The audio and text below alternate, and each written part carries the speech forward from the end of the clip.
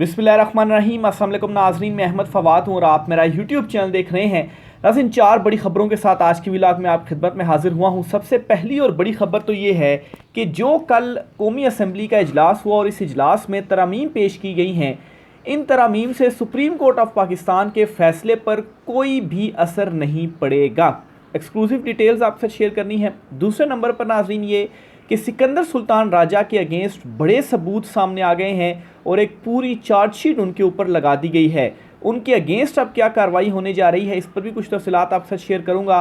तीसरी बड़ी खबर नाज़रीन ये है कि शहबाज शरीफ का साथ अपने ही जो वज़रा हैं वो छोड़कर जाना शुरू हो चुके हैं। चार बड़े वज़ीरों के इस्तीफ़े शहबाज शरीफ की टेबल पर मौजूद हैं, इस पर भी कुछ तफसीलात हैं। और आखिर में नाज़रीन, पाकिस्तान तहरीक इंसाफ के लिए एक अच्छी खबर है, ये खबर भी आपके साथ में शेयर करूंगा।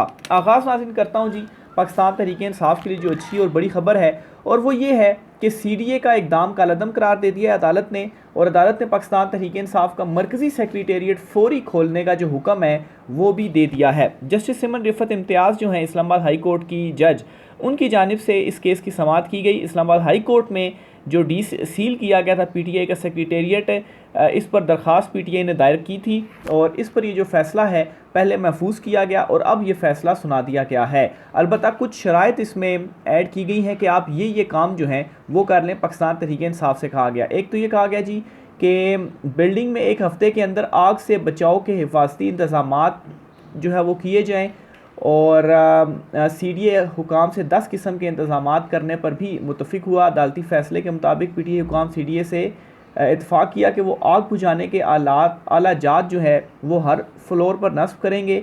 छत पर फायर पम्प, अलग से पानी का टैंक, मैनुअल अलार्म सिस्टम नस्ब किया जाएगा, जबकि इमारत के बावर्ची खाने की हिफाजत के लिए गैस डिटेक्टर, एमरजेंसी नंबर आवेज़ा किए जाएंगे और बिल्डिंग में बिजली की बाकायदा वायरिंग भी की जाएगी। तो ये नॉर्मल सी चीज़ें हैं जो कि हर बिल्डिंग में भी होती हैं। मतलब इस तरह की बिल्डिंग में सेक्रेटेरिएट वगैरह बन गया या कोई ऐसी जो मरकज़ी कोई सेक्रेटेरिएट या बिल्डिंग वगैरह हो, तो ये पाकिस्तान तहरीक इंसाफ से कहा गया कि ये काम आप कर लें और साथ ही डीसील करने का जो हुक्म है वो दिया है जस्टिस सिमन रिफ़त इम्तियाज़ ने। दूसरे नंबर पर नाज़रीन, सिकंदर सुल्तान राजा साहब के ऊपर एक बड़ी चार्जशीट लग गई है और ऐसे सबूत उनके सामने उनके हवाले से आ गए हैं कि जिनको मुस्तरद नहीं किया जा सकता। पतन जी एक बड़ा इदारा है, उनकी एक रिपोर्ट जो है वो जारी हुई है और इस रिपोर्ट के अंदर उन्होंने बताया कि नवाज़ शरीफ का जो हलका है NA 130, इस हलके में किस तरह से जो धांधली है वो हुई है। और ज़ाहिर सी बात है ये सारी जो धांधली है और फिर उसके बाद जो नताइज सारे जारी हुए हैं, ऐसा हो नहीं सकता कि सिकंदर सुल्तान राजा साहब इसमें मुलविस ना हों और मतलब ख़ुद जाकर तो वो चीज़ें नहीं कर रहे होंगे, लेकिन उनकी सरपरस्ती में तमाम तर चीज़ें ये हो रही थी। पहला तो जी ये कहते हैं और बड़े हैरान कुन ये इंकशाफात हैं और आप देखें कि पूरे के पूरे जो रिकॉर्ड हैं वो धांधली के तोड़े गए। और ये खाली एक हल्के की मैं बात कर रहा हूँ, NA 30 की जहाँ से यास्मीन राशिद साहिबा जो हैं वो उनको हरवाया गया और नवाज़ शरीफ को जितवाया गया। अच्छा जी, एक तो जी NA 130 में ये कहा गया कि जो इंतखाबी धांधली है वो 2002 के जो इलेक्शंस थे उससे भी बदतर हुई। 2002 में जनरल मुशर्रफ जो थे उनका मार्शल लॉ था और 2002 के जो इंतखाबात हुए थे उनमें तो यहाँ तक जो कुछ हमारे सीनियर्स हैं वो बताते हैं कि एक बिल्डिंग मौजूद हुआ करती थी और उस बिल्डिंग में कुछ मशीन्स थी और जहाँ से जो हतमी नतीजे थे वो निकला करते थे।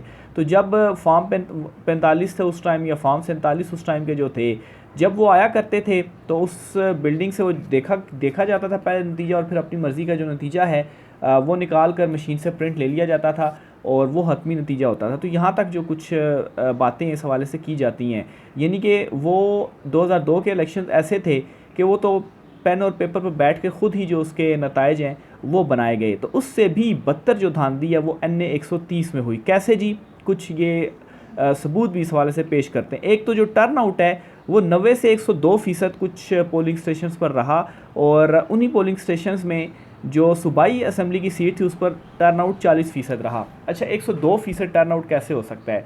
यानी कि कुल वोट ही 100 हैं, तो 100 में से 102 वोट कैसे कास्ट हो सकते हैं? तो सबसे बड़ा सबूत ये आ गया कि धांधली जो है वो हुई। और दूसरे नंबर पर ये जी कि 90 से 102% तक टर्न आउट रहा कुछ पोलिंग स्टेशंस पर और मज़े की बात यह है कि उसी पोलिंग स्टेशन पर जो सूबाई असम्बली का हल्का था वहाँ पर 40% टर्न आउट रहा, यानी कि कौमी असम्बली में 50% टर्न आउट ज़्यादा रहा सूबाई असम्बली की निस्बत। यानी कि फ़र्ज़ करें 100 लोग वोट कास्ट करने के लिए गए, इन्होंने कौमी असम्बली और सूबाई असम्बली दोनों के जो फॉर्म्स थे वो हासिल किए, और उसके बाद उन्होंने कास्ट जो वोट किया वो सिर्फ़ और सिर्फ कौमी असम्बली का कास्ट किया और सूबाई असम्बली का कास्ट ही नहीं किया, यानी कि 50% से ज़ायद इस तरह के लोग थे। तो ये भी नामुमकिन सी बात है, क्योंकि जो सूबाई असम्बली और कौमी असम्बली का टर्न आउट होता है वो एक जैसा रहता है, या बहुत भी हद की तो 19-20 का फ़र्क हो सकता है। ऐसा नहीं हो सकता कि 50% से ज़्यादा जो टर्न आउट है वो कौमी असम्बली और सूबाई असम्बली में डिफरेंस हो। तो ये जी दूसरी बड़ी जो धांधली है जिस तरीके से की गई, ज़ाहिर सी बात है आप देख लें इलेक्शन कमीशन ऑफ पाकिस्तान के जो फॉर्म 45 भी थे उनमें भी जिस तरीके से कटिंग हुई और वर्ड्स जो थे ऐड किए गए, तो ज़ाहिर सी बात है जल्दी जल्दी में फिर नतीजा बदला गया जब, तो फिर उसमें इसी तरीके की जो चीज़ें हैं वही सामने आनी हैं। अच्छा, फिर इसके अलावा जी ये जो रिपोर्ट है ये मज़ीद क्या बताती है जी कि 82 पोलिंग स्टेशन ऐसे हैं जहाँ पर कौमी असम्बली की जो नशिस्त थी उसमें 86% टर्न आउट रहा, जबकि जो सूबाई असम्बली की नशिस्त थी इसमें 41% जो टर्न आउट है वो रहा। नामुमकिन सी बात है, यानी कि सूबाई असम्बली में आधे वोट पड़े और कौमी असम्बली में जो वोट थे वो 86% पड़े, तो आधे से भी ज़्यादा डिफरेंस बता रहा है 82 पोलिंग स्टेशन में। और इसी तरह से 36 पोलिंग स्टेशन ऐसे हैं जहाँ पर टर्न आउट 99%, जबकि कौमी असम्बली में, जबकि सूबाई असम्बली में टर्न आउट 50%, तो यहाँ पर भी 50% जो टर्न आउट था वो बढ़ गया। तो ये इलेक्शन कमीशन ऑफ पाकिस्तान के जो फॉर्म 45 थे, जो फॉर्म 47 थे और फॉर्म 45 भी जो बाद में उन्होंने जारी किए थे उन वो निकाल कर देख लें तो वो भी यही जो सारी कहानी है वो बताती है, यानी कि कुल वोटों की जो तादाद थी उन वोटों से भी ज़्यादा एक तो नवाज शरीफ को वोट पड़े, और दूसरा जी टर्न आउट जो था सूबाई असम्बली में बहुत कम और 50% से भी ज़्यादा कौमी असम्बली में टर्न आउट था। तो ज़ाहिर सी बात है इस हद तक अगर चीज़ें की गई हैं तो फिर नवाज शरीफ के वोट जो है वो कैसे ज़्यादा नहीं होंगे। नून लीग खुद इस रिपोर्ट को करार देती है जी कि ये तो नामुमकिन सी बात है, ये कैसे हो सकता है, तो हम भी यही कह रहे हैं ये तो नामुमकिन सी बात है, ऐसा हो ही नहीं सकता। और इस तरह से तभी तो नवाज़ शरीफ जो हैं वो जीते हैं, अदरवाइज़ तो यास्मीन राशिद साहिबा जो है वो अच्छे खासे मार्जिन से ये जो नशिस्त थी वो जीती हुई थी। तीसरी जो बड़ी ख़बर नाज़रीन आपके साथ जो शेयर करनी है वो है जी जो पार्लियामेंट में तरामीम पेश की गई है। अच्छा, 2 तरामीम हैं जी जो इन्होंने पेश की, और इस हवाले से काफ़ी ज़्यादा शोर भी किया जा रहा था कि सुप्रीम कोर्ट ऑफ पाकिस्तान का जो फ़ैसला है उसे गैर मौसर अब कर दिया जाएगा, मखसूस नशिस्तों का क्या बनेगा। लेकिन ये जो दोनों तरामीम की गई हैं इन दोनों तरामीम का कोई भी असर नहीं पड़ेगा सुप्रीम कोर्ट ऑफ पाकिस्तान के फ़ैसले पर। उल्टा ये जो तरामीम पेश की गई हैं ये बताती हैं जी कि हुकूमत किस कदर फ्रस्ट्रेट है और वो अपनी टर्म को कैसे आगे ले जाना चाहते हैं या टाइम गेन करना चाहते हैं। जो 2 तरामीम इन्होंने की हैं जी, एक तो इन्होंने ये कहा जी कि पार्टी से वाबस्तगी का जो इकरारनामा है वो तब्दील नहीं किया जा सकता, यानी कि ये पहली तरमीम है। इसका मतलब ये हुआ कि कोई भी जो आज़ाद उम्मीदवार है अगर उसने किसी पार्टी से पहले जो वाबस्तगी है वो जाहिर कर दी है तो दोबारा वो अपनी वाबस्तगी को तब्दील नहीं कर सकता। ये किस लिए किया गया, क्योंकि आज़ाद उम्मीदवार पहले सुन्नी इत्तेहाद में उन्होंने कहा जी, फिर उसके बाद पीटीआई में सुप्रीम कोर्ट के फैसले के बाद कहा, तो इस तनाजुर में जी उन्होंने ये तरमीम लेकर आए हैं। लेकिन ये इम्प्लीमेंट नहीं होगी और ये सुप्रीम कोर्ट का फैसला भी ये नहीं है और ना ही ये पीटीआई पर लागू होगी। इसकी भी डिटेल आपको बताऊंगा, पहले दूसरी तरमीम सुन लें जो ये लेकर आए हैं। दूसरी तरमीम ये है कि अगर किसी सियासी जमात ने मखसूस नशिस्तों की फहरिस्त जमा नहीं करवाई तो इससे मखसूस नशिस्तें नहीं दी जा सकती। अच्छा, ये दोनों तरमीमें इसलिए लेके आए कि जी पीटीआई से मखसूस नशिस्तें जो है वो ली जा सके या उनको मखसूस नशिस्तें ना दी जा सकें, लेकिन इनको सिर्फ नाकामी होगी। कैसे, अब ये गौर से ज़रा सुनिएगा।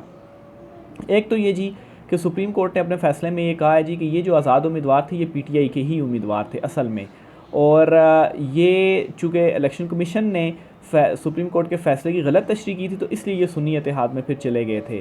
तो ये तो हैं ही उम्मीदवार पाकिस्तान तहरीक इंसाफ के और ये आज़ाद नहीं हैं, असल में इनको पीटीआई की सपोर्ट थी, लेकिन जो सिनेरियो बना उसकी वजह से ये सुन्नी इत्तेहाद कौंसिल में गए। तो इसका मतलब ये है कि ये उम्मीदवार जो हैं वो सुन्नी इत्तेहाद कौंसिल में जा ही नहीं सकते थे और ये पीटीआई के ही थे। तो इसलिए जो पहली तरमीम है जी कि वाबस्तगी का जो इकरारनामा है वो एक ही जमात का दे सकते हैं, दूसरी का नहीं दे सकते। तो ये थे ही पीटीआई के और सुन्नी इत्तेहाद में जा नहीं सकते थे, तो फिर ये कैसे अभी जो इन्होंने एक सिनेरियो क्रिएट किया हुआ है जी कि अब ये पीटीआई का इकरारनामा देंगे तो वो एक्सेप्ट नहीं किया जा सकता। तो ये थे ही पीटीआई के, तो इनका तो गलत तशरीह के बाद ये सुन्नी इत्तेहाद कौंसिल में गए, तो ये जो पहली तरमीम है इनके ऊपर लागू ही नहीं की जा सकती। एक तो ये बात होगी। दूसरी तरमीम जी जो मखसूस शिस्तों की फ़हरिस्त की बात है, तो मखसूस शिस्तों की जो फ़हरिस्त है पाकिस्तान तहरीक इंसाफ ने पहले ही इलेक्शन कमीशन ऑफ पाकिस्तान में सबमिट करवा दी थी, तो इसलिए ये कहना कि फ़हरिस्त दोबारा जमा नहीं करवाई जा सकती तो वो भी पीटीआई पर लागू नहीं होता। उन्होंने तो पहले से ही जो फ़हरिस्त है वो जमा करवा दी थी, लेकिन फिर चूँकि इलेक्शन कमीशन की गलती थी, उन्होंने मखसूस नशिस्तें नहीं दी थी और फिर सुप्रीम कोर्ट का फ़ैसला भी आ गया कि दोबारा से सबमिट करवाएं, तो इलेक्शन पाकिस्तान तहरीक इंसाफ तो उसके ऊपर जो इम्प्लीमेंट है वो कर रही है। तो असल में ये बताता है जी कि कैसे इनका जो अदालती इस्लाहात के हवाले से मनसूबा था वो नाकाम हुआ। जस्टिस मंसूर अली शाह साहब ने एक तरह से जो ये फ़ैसला दिया उस फैसले ने इनके मंसूबे को नाकाम किया, और अभी ये फ्रस्ट्रेशन का इनका आलम है कि कुछ ना कुछ तो हम करें, कुछ ना कुछ तो हमारे पास ताकत है, ये कर लें वो कर लें। और आज़म नज़ीर तारड़ जो है उनको भी ये चीज़ मालूम है कि ये इसी तरह से ही है, लेकिन किसी तरीके से कुछ ना कुछ जो टाइम है वो गेन करना चाहते हैं, लेकिन वो करते रहें, इन चीज़ों का कोई भी फ़ायदा नहीं होने जा रहा। 4 हुकूमती जो वज़ीर हैं जी इतलात के मुताबिक उन्होंने इस्तीफ़े शहबाज शरीफ को दे दिए हैं और वो मज़ीद नहीं चलना चाहते इस हुकूमत के साथ, या जो इस वक्त मामलात चल रहे हैं हुकूमत के हवाले से वो भी ये चाहते हैं जी कि हम ना इस हुकूमत में काम करें। और इनमें एक वज़ीर साहब का जो नाम लिया जा रहा है वो एहसन इकबाल हैं जी। तो ये 4 बड़े वज़ीर हैं जिन्होंने इस्तीफ़े शहबाज शरीफ की टेबल पर रख दिए हैं। अभी तक मंजूर तो नहीं हुए, मंजूर होंगे तो उसके बाद एक और जो है वो झटका होगा ये हुकूमत के लिए भी, मज़ीद जो दबाव है उनके ऊपर बढ़ेगा। लेकिन खैर ये भी दबाव बढ़ चुका हुआ है कि 4 जो इस्तीफ़े हैं वो आ चुके हैं, और अपने ही लोगों के अगर आप बात करें जो है वो एहसन इकबाल की, तो मुस्लिम लीग नून के कितने सीनियर ये रहनुमा हैं और कितने अरसे से मुस्लिम लीग नून के साथ, अगर इन्होंने भी इस्तीफ़ा दे दिया है तो फिर तो इस हुकूमत के क्या कहने, क्या इस हुकूमत का हाल होगा वो फिर आप ख़ुद ही जो है वो इस हवाले से अंदाज़ा लगा सकते हैं। 1-2 वीडियोज़ हैं वो आपके साथ में सोशल मीडिया के ऊपर ख़ास तौर पर वायरल हो रही थी, और ये डील की बातें इमरान खान साहब से कर रहे हैं ना, तो ये बेसिकली जनरल मुशर्रफ जो थे जब उन्होंने मार्शल लॉ लगाया और उसके बाद नवाज़ शरीफ ने जो डील की और उसके बाद सऊदीया चले गए, उस टाइम की वीडियो है। और जो अहलियाँ हैं नवाज़ शरीफ की या मरीम नवाज़ की जो वालदा मोहतरमा हैं उनकी ये थी जी कि देखें हमें मुल्क से निकाला जा रहा है, हमने तो जी कोई डील नहीं की। हालांकि डील के नतीजे में ही नवाज़ शरीफ जो थे वो फिर सऊदीया गए और कोई 8-10 साल जो है वो सऊदीया में रहे और फिर उसके बाद वापस आए। तो ये हमेशा इसी तरीके से करते हैं, और अब भी नवाज़ शरीफ जो हैं वो भागने की ही तैयारी में है। इमरान खान ने तो आना ही आना है, पहले तो भरपूर कोशिश करके उन्हें रोकने की कोशिश ये कर रहे हैं, लेकिन हर हरबा अपनाया, ताकत इनके पास थी, तमाम हरबे इनकी जानिब से अपनाए गए। बल्कि अब तो यहाँ तक भी कहा जा रहा है जी कि नवाज़ शरीफ जो हैं वो ताकतवर हलकों को ज़रा कुछ शक की निगाहों से देखने लग पड़े हैं कि इनके साथ दोबारा से तो कोई जो धोखा है वो नहीं हो रहा। क्योंकि दूसरी तरफ से तो मैसेजिंग यही खान साहब से की जा रही है ना कि बस हमें आप कुछ ना कहें, हमें कोई फेस सेविंग दे दें और हम आपके तमाम तर जो मुतालबात हैं वो मंजूर करने के लिए तैयार हैं, हमें बल्कि मंजूर हैं आपके सारे मुतालबात और हम पीछे हो जाते हैं। और इमरान खान साहब ने क्या कहा है जी कि आप न्यूट्रल हो जाएँ, और 3 शराइत सामने रख दी हैं। पहली शराइत तो ये जी कि अवामी मैंडेट वापस किया जाए, इमरान खान का मैंडेट था उन्हें वापस किया जाए, यानी कि 2/3 इमरान खान साहब की अक्सरियत है वो इमरान खान के पास वापस आनी चाहिए। तमाम जो कैदी हैं जी पीटीआई के उनको रिहा किया जाना चाहिए। और आखिरी और सबसे इम्पॉर्टेंट शर्त ये जी कि जब मैंडेट वापस मिल जाएगा तो फिर उसके बाद इमरान खान साहब साफ़ और शफाफ जो इंतखाबात हैं वो करवाएंगे। यानी कि ये नहीं है कि इमरान खान साहब अगर मैंडेट वापस मिलता है तो अभी हुकूमत में आकर बैठ जाएंगे। इमरान खान आएंगे लेकिन फिर उसके बाद असम्बलियाँ तहलील कर देंगे और फिर उसके बाद नए इलेक्शंस होंगे और साफ़ और शफाफ इंतखाबात होंगे जो न्यूट्रल पर्सनस होंगे। मतलब है कि सिकंदर सुल्तान राजा टाइप नहीं, वाकई में जो साफ़ और शफाफ इंतखाबात करवा सकें वो जो इंतखाबात हैं वो फिर करवाएंगे। और फिर उसके नतीजे में इनको ये भी मालूम है कि अगर अभी दोबारा इंतखाबात हो गए तो अभी तो 2/3 अक्सरियत है ना इमरान खान की, तो फिर तो इमरान खान साहब की 3/4 अक्सरियत तो कहीं गई ही नहीं है। तो इसी वजह से इनकी जो दौड़ें हैं वो लगी हुई हैं, कभी ये क्या करते हैं कभी ये क्या करते हैं। अभी अदलिया के साथ इन्होंने जो पंगा है वो डाल दिया, 2 तरामीम ये लेकर आ गए हैं, लेकिन इससे कुछ भी फ़र्क नहीं पड़ने वाला। दूसरी तरफ पीटीआई के सेक्रेटेरिएट को सील करते हैं लेकिन अदालत निकालते हैं वहाँ से भी जो रिलीफ हैं वो पाकिस्तान तहरीक इंसाफ को दे रही हैं। तो ये नाज़रीन आज की कुछ आम तरीन तफसीलात थी। राय का इज़हार कीजिएगा। इजाज़त दीजिए। अल्लाह हाफ़िज़।